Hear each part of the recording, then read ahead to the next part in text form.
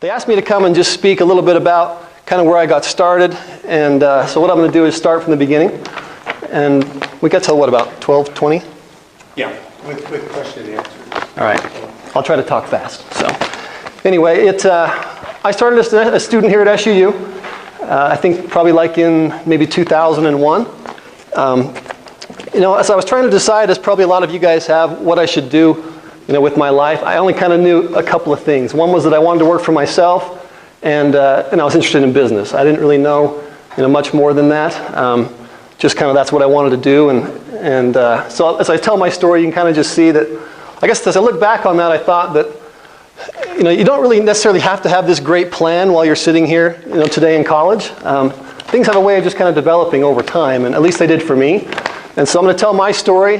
They asked if I would kind of tell one principle that I learned, and I couldn't really think of just one, and so I've kind of got a bunch of them that I'll interject as we go through. So I guess apologize if you're looking to just learn one big thing. I probably don't have it, but a combination of little things. So anyway, I'll start at the very beginning. Again, I was born here in Cedar City.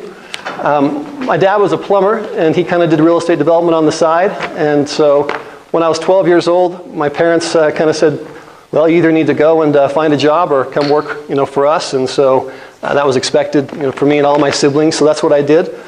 I started working at different construction sites and in a plumbing company, just doing odd jobs, cleaning up, those kind of things. At the time, I don't think I really liked it. As a 12-year-old kid, it wasn't super fun to go sweep floors or pick up stuff or things like that. But as I look back, some of the very first things I learned were that you really have to start somewhere, and there's really nothing wrong with starting, sweeping the floor or picking up trash or anything like that. And the important thing there is to, look for opportunities of things that you can learn. And we all start at some point in entry-level jobs, and maybe you feel like, oh, this isn't like super important. I'm not the guy calling the shots or doing the big stuff. But there are always going to be chances to learn. And as you'll see later, as that developed, I really found that myself. My parents also had a small independent hotel in St. George. So in the summers, we'd go down there and we'd, help clean rooms and make beds and do laundry and those kind of things. And again, as a young teenager, I just thought, well, this kind of sucks. But in hindsight, it really was a key thing that was able to make things kind of happen like they did and me to end up where I did with those early years of doing those things. So that's kind of my early life. Went to Cedar High School. Came back here, I went to SUU, and so I was trying to decide on what degree I should pursue. Again, I knew I wanted to be in business. I didn't know, really what, but I knew that was kind of the route I wanted to go, and so I enrolled in the business department. And one of the things my dad always kind of taught me was the importance of numbers. And my wife, not my sister, she, it's okay. She's a lot younger than me. It was Jamie. My wife went to the MBA program here as well, and also has a degree in finance, but so does my sister. So anyway, they don't really look much alike, but it's okay. Anyway, I was trying to decide what to do. And my dad was always telling me the importance of numbers, and he was a numbers guy, and he was he wasn't college educated or those kind of things, but he did spreadsheets on yellow notepads. He didn't really know what a spreadsheet was, but it was written out on a yellow notepad, and he carried these things around all the time. And so anyway, he was really big on numbers, and so I thought, well, finance is probably as good as any. And so I kind of went down that road. I also had a real interest in the stock market, just kind of as a hobby, and my brothers and I would trade different stocks and things like that, just kind of for fun. So anyway, that's how I ended up here at in the finance department. Hey, Jim, introduce your brothers and your sister, because all of them. Yeah, all of them. Sure. Yeah, so all of my siblings work at our company right now. So I've got another brother who was here at school at the same time I was. His name's Jeff, and in a second I'll kind of tell you where him and I are really kind of ones that started. We were older than some of the other ones. I got a younger brother that's maybe some of you know. His name's Jace. He came through the finance department here, and then went and got a Master of Finance at Vanderbilt. He's been back for a couple of years, so he's been back working with us for about 2 years, I think. So then my sister Jamie also has a degree in accounting, I think, and then an MBA. Again, my wife has a degree in finance as well as an MBA, all from SUU. So a lot of SUU blood in the family. So anyway, so I was here in college. My brother Jeff and I, we decided that we wanted to find something to kind of do on the side while we were in school.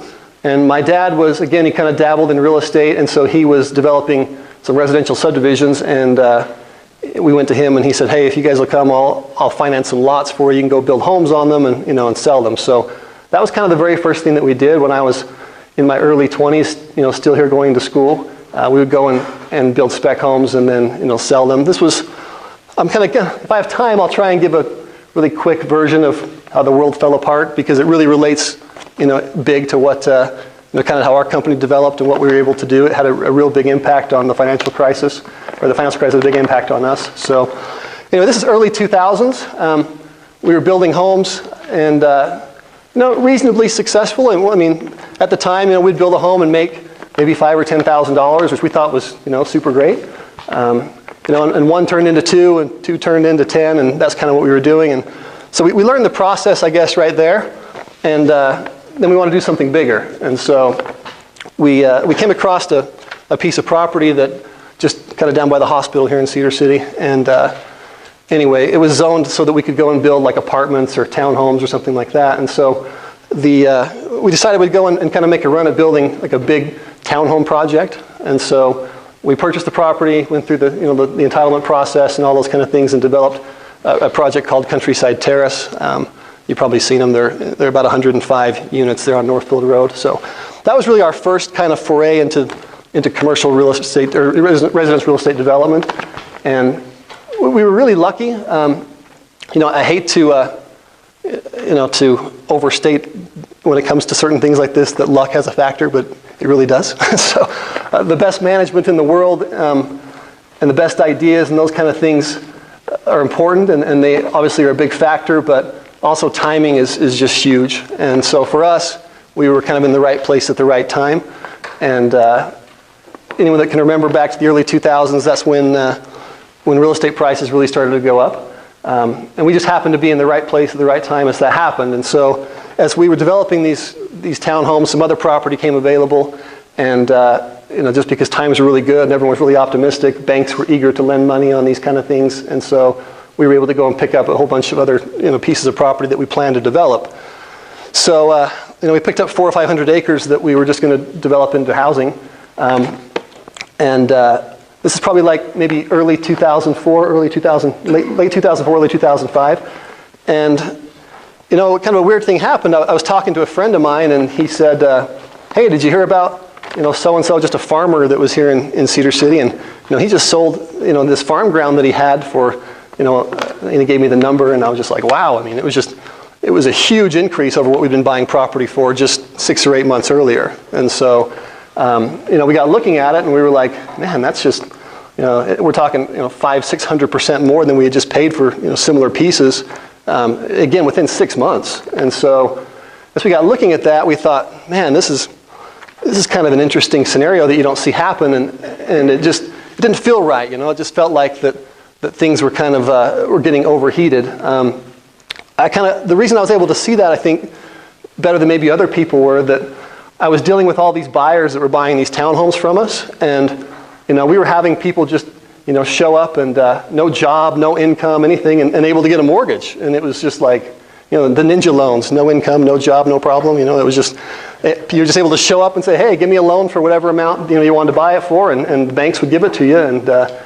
And a quick history. If you haven't seen The Big Short, the movie, watch it. It's super. It really tells you what happened. But bottom line was that the lenders didn't really care, because they were securitizing all the loans. So they would take huge groups of portfolios of residential mortgages, we call RMBS, residential mortgage-backed securities, and they would pool them all together, and they would cut them into tranches, and then sell them as bonds to institutional investors. And so the bottom line was that the mortgage brokers and the lenders weren't required to hold any of these assets on their balance sheet. They could just go and get paid the fees to originate them, and then just shove them out the door and let someone else take the risk. And so, anytime you have that scenario where the people that are creating the product don't have to maintain the risk long term, they're going to start to get super aggressive.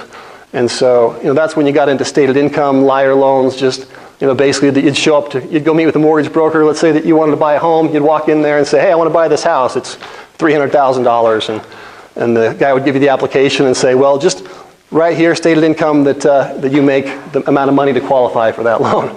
And it didn't have to be backed by anything. You didn't have to provide W-2s or anything like that to say, yeah, it's really the amount of money I make. And so you had school teachers that were out there nationally, that made $30,000 or $40,000 a year, and they were, buying millions of dollars in houses, and they didn't really care what they paid for them because all that they cared about was that prices were going up, and so it didn't matter if $200,000 was too much for a home to pay today because next year was going to be worth $250,000, and so you had the just super unique situation that probably will never happen again. At least we hope it won't happen again. We hope we've kind of gotten smarter than that.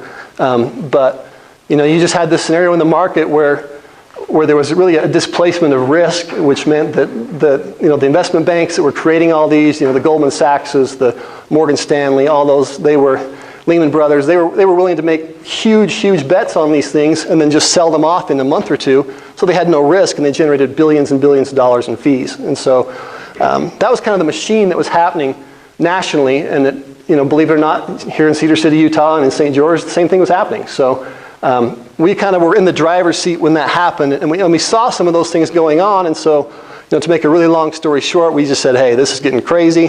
It's not sustainable. These people that are buying these homes from us and buying, building lots and things like that, they can't really afford them. They're able to get a mortgage, but that's not going to work. A lot of the mortgages, to make them affordable, they were getting interest-only loans, negative amortization loans, and they all had either 3, 5, or 7-year resets. And so it's kind of just this ticking time bomb where at some point that was no longer going to be able to service the debt on those, and they were going to just fall apart. And so again, the book originally is a book, Peter Schiff I think wrote it, but The Big Short that they made the movie based off of, that really just details how this all happened. So if you're interested in that kind of thing, read the book. It's better than the movie, but if you only got 2 hours, watch the movie. It's pretty much the same thing. So anyways, that brings us to like 2000 and probably 5. And again, I'd spoken to this friend of mine. He said, hey, property's selling for these kind of prices. And I just said, well, geez, we'd sell everything that we have for that. And anyway, so I made a few phone calls, talked to a few real estate agents here in town. They found me a buyer. And long story short, we just sold all of the land that we'd acquired, that we'd planned to build either townhomes or homes or residential building lots on. And so it was actually a group from a guy from England that again, someone that had no interest in Cedar City, knew nothing about Cedar City. There were just all these speculators out there, and everybody wanted to have a piece of the action. So everyone wanted to get into real estate. They didn't really care how. And so we had all these people out there that were pooling groups of money from people and buying real estate speculatively. They had big dreams and big plans of how they were going to make, tens of millions of dollars, but in reality, they were just way overpaying, and the market couldn't support that kind of growth long term. So anyway, we decided just to sell, I guess, is the short answer. So anyway, we were stuck with now. Well, what do we do? We've sold all of our land. There's really no market to develop things, but we had a little bit of money, and we weren't sure what to do with it. And so again, thinking back to my childhood, and as I worked at my parents' hotel, I kind of knew a little bit about the business just because I'd kind of been around it. And so, I just said, hey, I think that maybe hotels is the thing to get into. And so, I don't know exactly that it was, it ended up working out really well, but I don't know at the time that it was just such a great idea. The bottom line was we wanted something that was cash flow producing, and something that we could hopefully scale as we wanted to grow and expand. And we figured, we looked at doing apartments, we looked at doing storage facilities, like shopping centers, that kind of stuff. Bottom line was we decided on hotels because it was kind of something that we knew. And so the first thing I did was I just, and keep in mind, I was a 25-year-old kid, like I wasn't super experienced or anything else. I just went and walked in the door of the Holiday Inn Express here on the south end of town, and I just said, hey, who's the owner? And they gave me the guy's name and number. This guy lived in Colorado, and I just said, well, we want to buy this, and they said, well, you're welcome to give him a call. So anyway, I called him up and said, hey, do you want to sell? And for some reason he did. And so we were able to make the deal work, and that was, I guess, our first jump into the franchised hotel business. So anyway, right here in Cedar City, Holiday Inn Express, and again, just cold called the guy and just said, do you want to sell it? So that's the beginning. That's where we started. As I look back to the things that I learned there, just a couple things maybe that would be helpful to anyone in the room that is looking to do something. Again, it doesn't have to be what I did, but business is business. It doesn't matter if you're selling shoes or if you're doing real estate like I do. It's really the same sort of principles that are in play. I remember listening to the guy that at a conference that started Zappos, the shoe company, and he'd gone from like data analytics or something. I mean, and it's like, well, why are you going to go sell shoes? And he just said, well, same thing. Business is business, and if you can provide either a better product or a better experience or something that your customers are going to value, you can be successful, and a lot of those things will transfer over. So things that I learned, one of them was that you can still be a student and you can still go out and make things happen. I was here going to school, taking 18 or 20 credit hours, and I was still working 40 or 50 hours a week doing these other things. I probably could have got a little better grades if I hadn't done that, but at least for me that was kind of a good balance of the degree was important. I didn't realize at the time how important it was, but as I got into things that were a little more complicated, and I'll talk about in a second, the things I learned here at SUU and in finance really kind of just made sense. At the time I was learning all these concepts, and I guess I didn't always really see how they were going to apply to the real world, but believe it or not, they do. The reason that the Dean Temple and others are here teaching these things is because this really is what the real world runs on. It just takes a while to kind of associate why and how and put all the things together. So it probably wasn't until a couple years out of school that things started to click as far as, oh yeah, I learned that in school and it was important and here's why. And so this is important. The other thing I learned in these early years were that you got to stretch yourself a little bit. When we first started the Countryside Terrace Townhome project, it was way bigger than anything I'd ever done. And to be honest, I didn't know a ton about how to make it all happen. I was fortunate in that my dad had done a lot of that kind of stuff, and so I could go to him with questions, and he was kind of there to help me. And so the second thing I guess I would throw out there for you guys is that if you find something you want to do, look for a mentor. I mean, there are tons of guys out there in every field, every industry, every walk of life you can imagine that have kind of walked down the road before you. And for the most part, I think people are willing to to help you out. It's if you need to go work for someone as an assistant or something like that, or just say, hey, can I take you out to lunch and pick your brain about this or that? And it's been great because now that that I'm a few years down the road, I get those calls now, and it's great. I can go and sit down with people, and they can ask me questions. Hey, what do you think about this? And it's something that I've had experience with, and hopefully I can offer them some good advice. So anyway, trying to catch up. I might just skip through a few things, but so the 2007, 2008, this is really the world kind of fell apart, and I can't overstate that enough. I don't know. Some of you are maybe a little bit younger in that you weren't out working in the real world to see just how scary it was during that period of time. And again, because I always had an interest in the stock market, and I spent 4 or 5 hours a day, with CNBC on, watching the financial markets and things like that. I really had a first-hand seat to when things just fell apart, and it was scary. It was. We don't always realize how closely intertwined Wall Street and Main Street are. And I think that here in Southern Utah, maybe we have the thought, oh, well, that's just Wall Street. That doesn't really affect me. But I think everyone now that we've been through the Great Recession, they call it, can see that those things are just so intertwined, and that if things fall apart on Wall Street, they are going to affect us, and they did. I'm sure that everyone in this room probably knows someone that lost a home, lost a job, had some negative repercussions from the financial crisis. And so, I can remember around that time, 2008, I think Lehman Brothers went under, September-ish, and we were kind of dabbling in the stock market, and I kind of took a year off of doing a lot of real estate stuff and decided I'd be a day trader. So don't ever do that. That's not a long-term solution. I'll throw this out there for anyone who's a finance major. There's only one way to make money in the stock market, all right? And it's buy slowly over time, dollar cost average, and wait it out. The Warren Buffett approach, there's a reason that, he's done what he's done.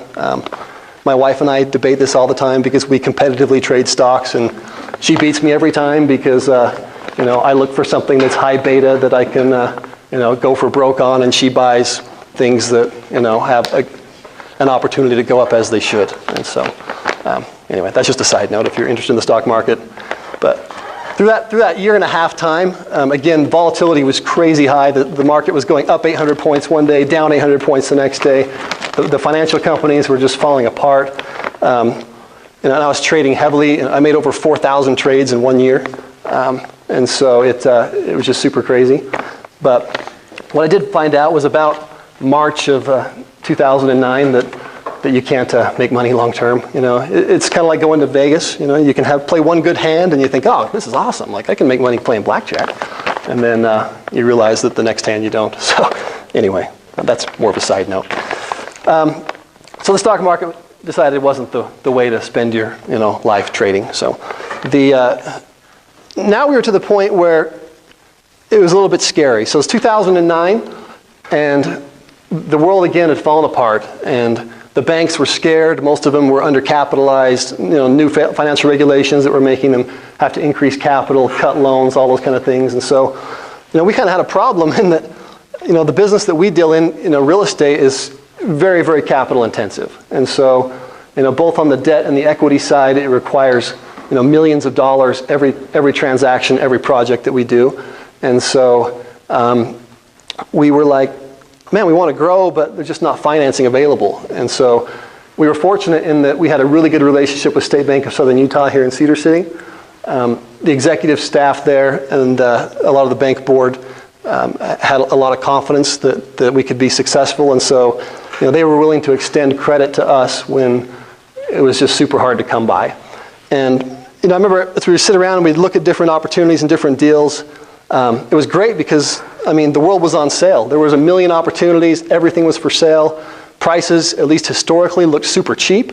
But it was never a more scary time to buy anything. And I was getting calls from all these brokers and all these different people with hotels, for us to buy. And a lot of times I felt like I was probably like the only sucker in the whole room because it felt like, I was the only one that was out there looking, to acquire things and to buy when everybody else was either selling or holding or really, really scared. But that taught me something, and I think actually Warren Buffett probably is who said it first. And that's the time when everyone is scared is the time to be greedy. And it's cliche and it's easy to say, oh, that makes sense. That's when opportunities are going to be. But the reason it works is because it's scary, and it sucks. I remember going in and talk to banks and saying, hey, you need to lend us this amount of money, and I wasn't really sure we could pay it back because things were just getting worse every year. Every month, we had more and more negative numbers, and so it got a little scary. But what finally decided, what kind of made the decision easy for me was I decided one of two things was going to happen. Either things were going to get better, and that Wall Street was going to figure its crap out, and that they were going to figure out a way to work through all these bad mortgages, and that GDP wasn't going to be negative forever, and things would turn around, or else the whole thing was just going to fall to crap, and the whole world was going to fall apart. And then I figured, well, it doesn't matter. We're all going to go broke, so it doesn't matter. So I guess I talked myself into it then that I was going to just hold my nose and keep buying, and hope that that the other option happened. And fortunately it did. So the 2009, 2010, 2011, 2012, the world was on sale, and really no one was buying except for us. And so I'm sure there were others, but at least in the people that I knew. I was fortunate that I was able to meet a couple of people, and I guess that's the next principle that I would encourage everyone to learn, and that's that the connections and the people that you're able to make and meet make a huge difference. I look back on the people that I was able to meet through various sources. There was a broker, Kirk Barker. He's a guy out of Salt Lake, and young guy, he's about my age, and he was kind of plugged into the hotel real estate world in kind of the Intermountain West. And I can't remember where I met him. I met him at a conference somewhere, and anyway, but we became friends, and so he started to just bring the deals to me first, and so I was able to get access to all these opportunities that if I hadn't gone out and met these people, I've always lived here in Cedar City. That's probably not the most conducive location to deal in these kind of things because it's a small town and there are not a lot of opportunities here locally. But because the people I was able to meet, that allowed us to to continue to find these opportunities and make things happen.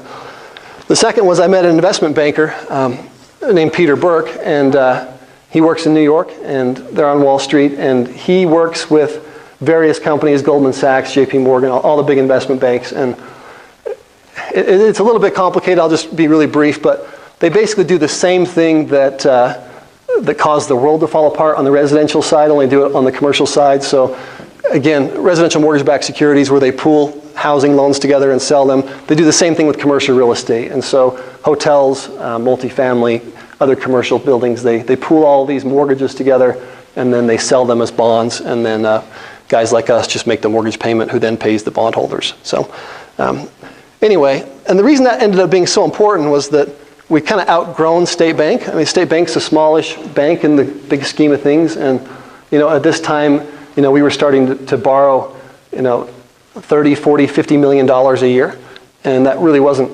practical at State Bank. And so, but again, because I had met these people and kind of learned the process of how to do it, I was able to source the debt that was needed for us to keep growing, and that ended up being just a huge factor for us. To date, again, we've probably done well over $200 million in securitized loans, which I never really dreamed would have been possible. I guess that was maybe something in hindsight that surprised me. I remember one of the first hotels that I acquired was a hotel in St. George, and during the financial crisis, and the owners had become overextended, and they had about $100 million in debt, and their lender came to them and said, you guys need to sell some stuff, that's too much. I remember at the time I was thinking, man, who'd ever get $100 million in debt? That's stupid, like, how would that ever happen? And in hindsight, it ended up not being quite as big as I thought it was. But so I'll tell you a small principle my dad taught me when it comes to debt. My dad used to say, if you owe the bank $1 million, they own you. They're pretty much everything that you have, they're going to come and take, and you're in debt to them forever. But he said, if you owe them $100 million, then you kind of own them, because the second you quit making your payments, they're going to get real nervous and they're going to come work with you. So anyway, that's sort of cliche, but we decided that it was better to owe more than less, so that's the route we went. Don't really do that. I'm totally kidding. So, all right, we're super short on time. So let me throw a couple other things out, just that are super important, I think, that apply everywhere. One is about raising money. So, to grow, it requires capital, both on the debt and the equity side. And again, my dad was a real estate developer, and he did projects, and he was very, very opposed to spending other people's money. And so, his take on it was always that I'd rather have one thing that was just mine than 10 things that I not only just owned a piece of, but also that I was responsible to investors and their money.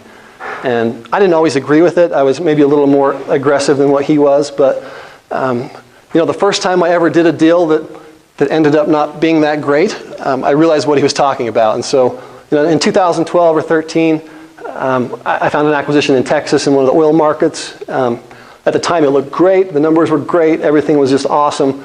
But oil was trading at $110, $112 a barrel. And so fast forward, 12, 18 months after we made the acquisition, oil was at 35. That whole area just died. It was like someone just turned off the tap one day and people just quit coming. And then I had investors to answer to.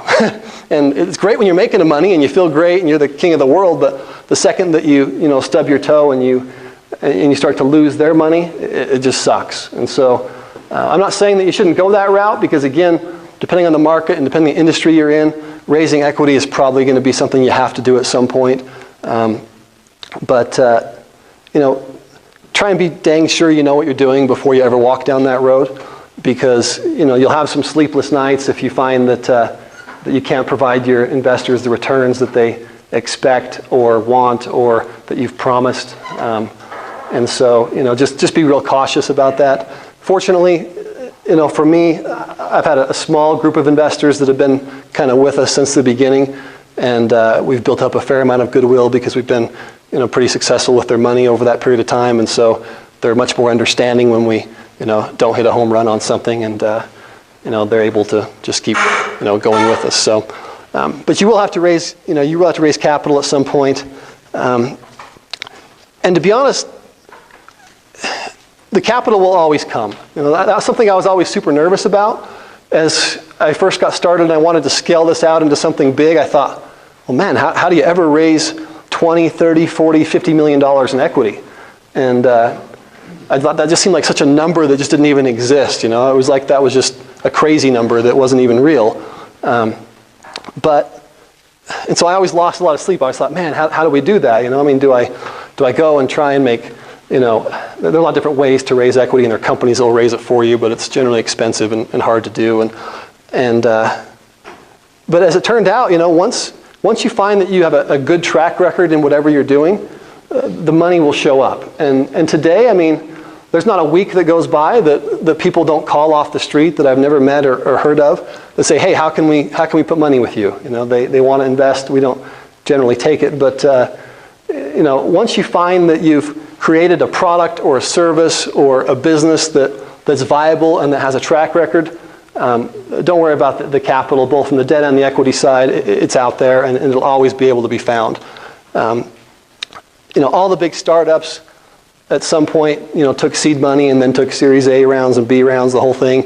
And the money will always be there, and there are always people out there that have capital and that want to jump on board with either a good idea or a really good manager, or both. And so, if you can prove that you're one of those things, the money's going to show up. But again, take the time to develop yourself as a person and as a business to where when that money shows up, you know how to employ or how to deploy that capital and make money for yourself and for the people that are around you. So that's maybe the last thing that I learned. I got a few others, but as you at some point develop yourself into someone that can make a business viable, that's worth a lot. And that's something that no one can ever take away from you, and B, that always is going to have monetary value. And so take the time to learn everything you can. No one for the most part taught me how to deal with Wall Street and securitize loans or make hotel acquisitions or anything like that. I just spent a lot of time on the internet, a lot of time reading, a lot of time talking to people that had been down this road. I got to know a few people at some of the publicly traded REITs that deal with this on a bigger scale, and they were able to kind of say, hey, this is how we do it, and here's the things you should do and not do. And so, put the time in to go out there and meet those people, and just learn everything you can, especially while you're young.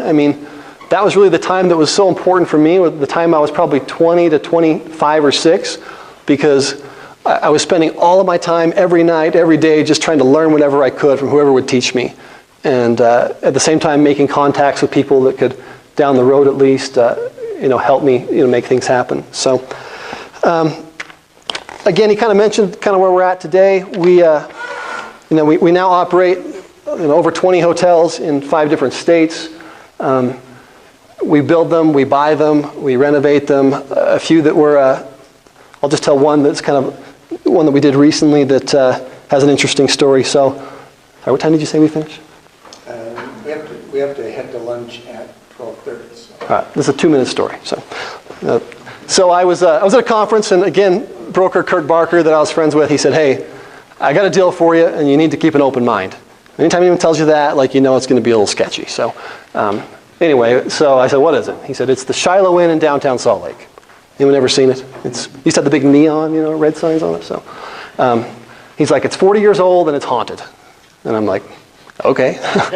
So I'm like, I'll go look at it. And I was going to be at a meeting in Salt Lake the next week, and so it was like 8 o'clock at night. I just go walk in, and this building is scary. Again, it's a 40-year-old building. It's dirty and gross and everything else. So I go get in the elevator. I push like the 11th floor, just randomly. I was just going to walk around. There's this lady in the elevator with me, and a little bit of a scary lady, face tattoos, talking on her cell phone, and I was just sitting there. I push the 11th floor, and she gets off her phone and says, "You're not going to that floor, are you?" And I said, well, yeah. She's like, well, you're not staying there, are you? And I said, no, I'm just walking around. She's like, oh, good. I'm like, why? She's like, well, you know that floor's haunted. And I'm like, no. And so she's like, yeah, see, some guy, or some lady, excuse me, threw all of his kids off that floor, like in the early 70s or early 80s. And I'm like, really? So I had to Google that after. It turns out that really did happen. You know, some crazy person, you know, jumped and threw like 8 of her kids off the balcony. And so, anyway, so it was, not only was it old and gross and 40 years old, it was also haunted. But at the end of the day, we were able to see that the location and the opportunity for a brand change and a few things like that just had some tremendous upside. So if you go walk in the hotel today, you won't even recognize it. You know, we completed like a $15 million renovation, rebranded it, you know, to one of the major brands, and it's, you know, it's one of our best assets that we have now. So, you know, don't be afraid, I guess, to think outside the box a little bit, and you know, even if on the surface something looks a little sketchy and that maybe it doesn't make a lot of sense, you know, put the time in and see if there are some opportunities, because the thing that does is when you have something like that is it scares everybody else off. You know, no one else wanted to go and sign up for a huge renovation on an old building, you know, with a questionable history. But because, you know, we were able to do that, it offered a huge upside. So anyway, we're out of time. That's kind of my story. Any questions? I told a good story if you don't. Go ahead. I'm curious, everybody I've talked to said whatever you do, don't go into business with your family. Oh, you had to ask the worst question. So obviously it seems to be working okay with you. Maybe what's your take on that? That's great advice. Whoever told you that, do that. My wife's laughing at me. You know, it has its challenges. It's got its challenges. For us, it kind of just happened. You know, for 10 years probably, it worked super, super well. And my brother Jeff and I have been super close since we were little kids. And we have very different personalities. And so we complement each other in that regard. Some of my other siblings, it's a little tougher with. And so, you know, it's worked for us. I can't say that it hasn't, and it does work. But it's a high-risk proposition. So if you're going to go into business with family, be real careful. Good question. Anybody else? Go ahead. And you said you own 20 properties in 5 states. Huh? What different brands do you own? Okay. And what states are you in? Good question. We're in Utah, Idaho, Nevada, Wyoming, and Texas. All of our hotels, for the most part, are branded with what we call the big 3 of the hotel world, which is Marriott, Hilton, or IHG, who owns Holiday Inn, Holiday Inn Express. So we have a lot of Hampton Inns, Hilton Garden Inns, Marriott Courtyards, a few notable projects. We just opened the Holiday Inn in St. George. It was just barely built. I mentioned the Holiday Inn Express downtown Salt Lake. We're just this week starting construction on a new Marriott Courtyard here in Cedar City. So if you see where State Bank just built their new building there on the south end of town, we're building a hotel right next door to that.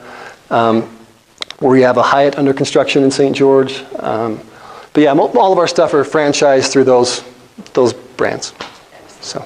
And I know that you hire SUU students. We do. Yeah, I'll put a plug in for that. You know, we currently have between 650 and 700 employees, and kind of spread out through all those different states. The hospitality program here at SUU has been a huge asset to us. A good share of our managers have come through that program. And so, you know, if that's something that you are interested in or that's your field, you know, shoot me an email, come talk to me. You know, we always are growing and looking for new talent. That's probably one of the things that I'd say that, again, the SUU has been such a big asset to us, is that they have a great program and they offer great training. We love to pick up SUU students to work at our various properties. Sorry, I took all the time. Quick question? When you were first raising capital, you mentioned it. Which route did you go down? Did you go from the bank or did you go from the investment? Both. So the way that we structure most deals is about 30 to 35%. Our capital stack looks like this. So 30 to 35% equity, which we would get either from ourselves or from investors, and then 65 to 70% debt from a bank. So both. What advice do you have to someone looking to buy their first investment property? That's a great question. You know, real estate,